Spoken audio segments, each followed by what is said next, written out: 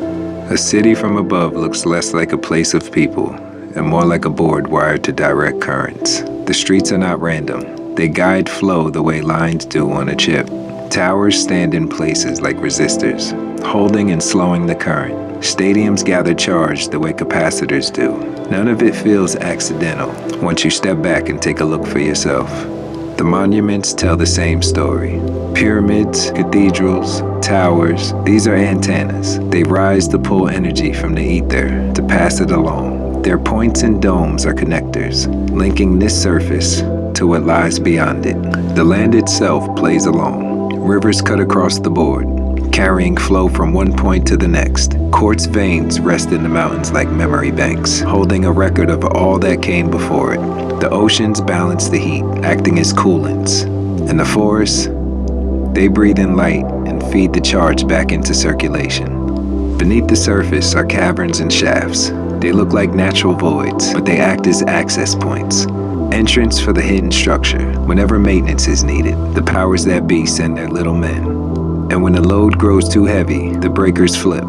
Earthquakes, lightning, eruptions. What we call disaster is simply regulation.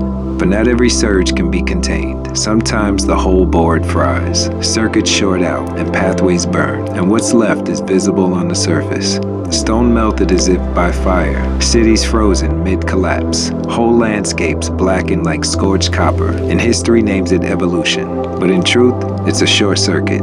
Civilizations fall this way, by pure overload. One system burns itself out, and another rises in its place. Yet the scars remain, melted walls and crystallized ground. Wreckage that refuses to vanish. Just look close, and a pattern repeats. Cooling, storing, channeling, transmitting, the resetting. The same work of circuitry, hidden under the mask of nature and culture. Still, billions walk across it each day.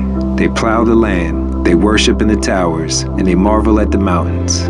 They admire the surface, but they never see the design. But once you notice, the illusion breaks. What seemed like wilderness is wiring. What seemed like monuments are components. And what seemed like mystery is nothing more than a short circuit.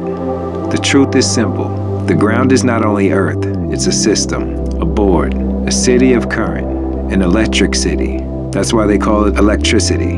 And if the very base of our world is circuitry, then life itself is not random. It is programmed. A simulation designed to hold the spark of the supreme being within fixed bounds, to siphon its current, and to keep the charge flowing through channels not of its choosing. This is what it is, and seeing it for what it is the first step to stepping beyond it. With eternal love, in Lakesh.